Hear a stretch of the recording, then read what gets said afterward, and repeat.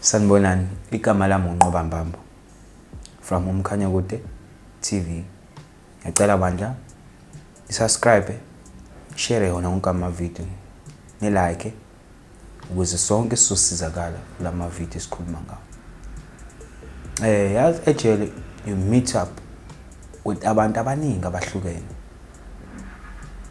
And uma ufika ejele ufika kunama personalities amaningi futhi ahlukene. And khona abantu uthi uyafika noma uyabafica uze uthola baphuma ebhongweni. Ebhongweni kuthiwa ise Kokstad semester. Laphana isikhathi esiningi njalo kuya abantu aba o life sentence, abanezigwebo ezinkulu noma laba abenza amacala inside the jail. Yabona ungcono ngingasho ukuthi kukhona amakhulu ukuthi kodwa laphana it's more than amakhulu ukuthi, because maybe shokuthiwa usukuphila under phansi komhlaba kukhonkolo, even umbhedo ukhonkolo, even yogeza usunamaketanga. Can you imagine ukuthi lo muntu usuke under your trauma engakanani? And you can see that if even umathwathi, because isikali umengizwa kuthiwa uhlala ebhongweni uhlala 3 years and 6 months if I'm not mistaken. And you can see if sebephuma from that trauma noma leso sikhathi ade bezohlala lapho ukuthi these people were suffering, because laphana it's not only ukuthi umuntu uboshiwe but kuliwa nangomqondo mentally, because mhlambe besuke bebona ukuthi how dangerous you are, I understand. And isikhathi esiningi umuntu uyabheka umuntu umase iphume lapha uma kadumaze saya lapho ubuye esele into esenye into nje.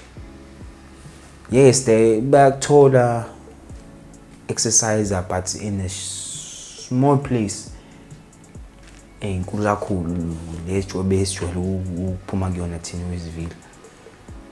And futhi they give me Bible, understand, and they know the Bible, understand. And futhi into eyinkinga kakhulu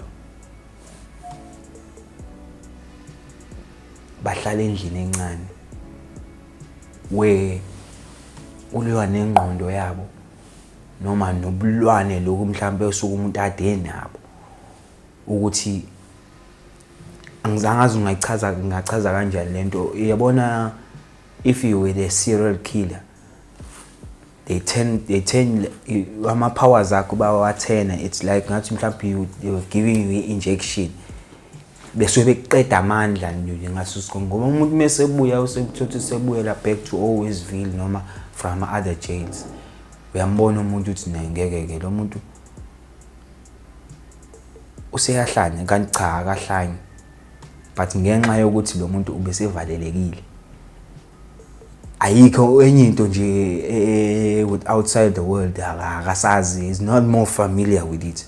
Ngoba umuntu uthi uyafika usanda kufika uyambona ukuthi lo muntu akajwa usahlala yedwa, you understand, ngathi umuntu nje one stress noma ingqondo ayikho, asajwayele ukuba nabantu, you understand.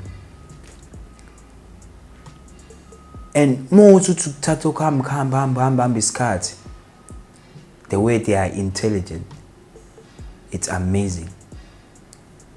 But uthi uyabheka ukuthi ingqondo isilimele, even physically kuba nzima kakhulu.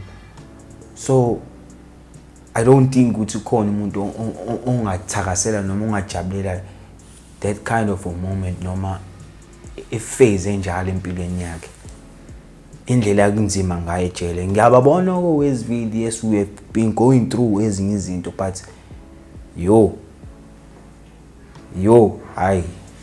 it's tough there. Ngeza noma ngingakwazi kodwa ngiyabona, uyabona uma uzoqhamuka umuntu omazi ukuthi hayi lo bengathintwa bekuganimeni ugandobulo ohlonishwayo osatshwayo aso sonke isikhathi bekwazi uma eqhamuka yena yithuthumela kwasani kodwa uma sebuya lapha ndo kade emsaba akasamsaba indlela umuntu osuka kade seyithi support and ziningi ke futhi ezinye izinto yazi ejele ejele mfethu bafethu kunzima ngoba mfethu uhlangana nayo yonke inhlobo yomuntu even umuntu othwele thothi uhleli nomuntu othwele hayi yazi uzwa abanye abantu bekhuluma ukuthi khona eziyizinto ufana ungayilaleli meyikhulunywa ezinye isiboshwa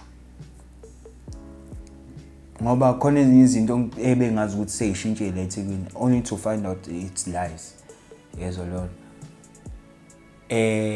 umuntu othwele ejele bakhona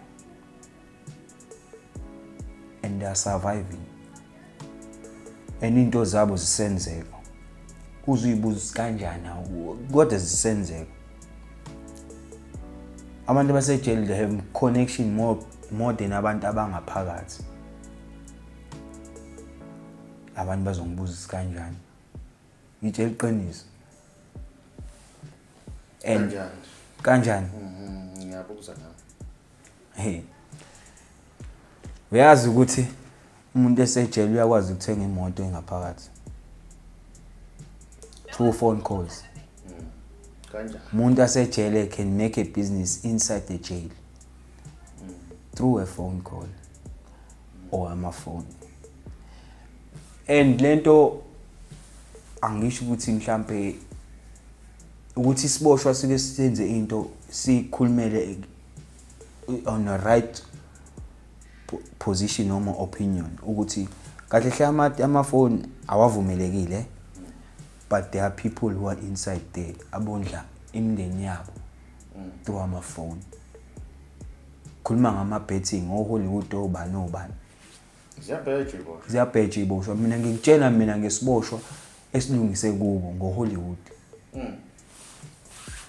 angikhulumi ngabanye abantu abenza izinto ezirong ngamafoni ukuthi bambe ufonela betricnisha abantu noma kufanele kuyobulawa abanye khuluma ngabantu people who are trading inside the jail zihlaniphile iboshwa angifuni ukuqambela manga ukhona abantu abafona abatricnisha abantu bayakwenza lokho ukuthi that's why it's sabotage those abantu abenza into eright ngamafoni because akuthina sonke asejele noma esibesingaphakathi ejele ebesenza into ebugebengu but ngenxa yephutha ukuthi lenzekile ukugcina uvalele kodwa mase ngithole access yefoni noma ngabe yini I continue doing ama communication ngihlanganisa abantu ukuthi benze into right you understand njengoba ngithi kukhona abathwele yezwa before umuntu alala efanele achelele ilukhunjanani isinemvu bedeni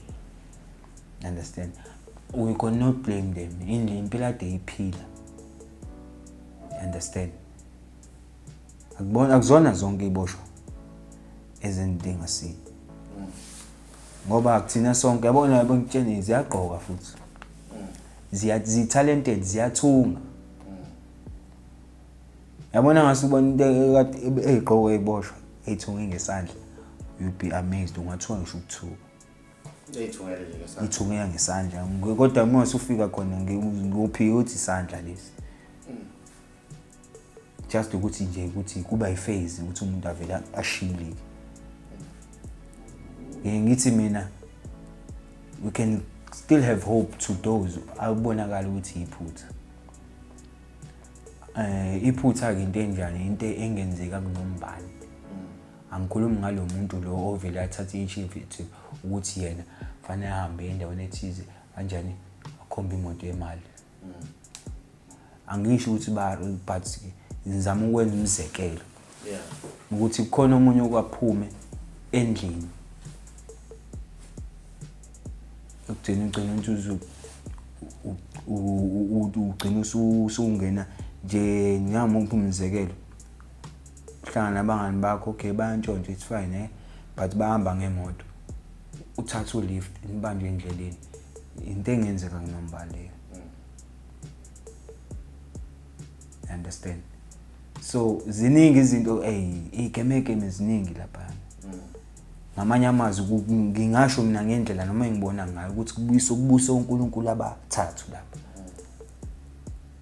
uNkulunkulu 1 ama-28, uNkulunkulu ama-26, mase kuba uNkulunkulu lo ophilayo. Lo simkhonza thina sonke. Ophethe bona labo uNkulunkulu. You understand? Ngiyakutshela laphana kukhona odokotela, kukhona ama-advocate, kukhona yonke into ongayicabanga. But kodwa ke uma usuwonile ekuliwa nemqondo wakho uhambe ebhongweni la engikhuluma ngawo. Hayi ebhongweni ekuliwa mentally. Umuntu ubuye ehlanya hla. Uthothi uintelligent usahlakaniphile iBhayibheli bale yabona umuntu odephompompo uBhayibheli lazi ngokwezazi. Iyona into asuke anayo phambi kwakhe. iBhayibheli namabhuku amakhasi amaningi ulazi lonke vele uhlala nayo. Balaze bana sonke isikhathi laba bantu. Bana sonke isikhathi ngathi isiboshwa se-understand ukuthi wenze umzekelo isiboshwa se-understand ukuthi umuntu wesifazane udinga isikhathi ufuna ukunakwa.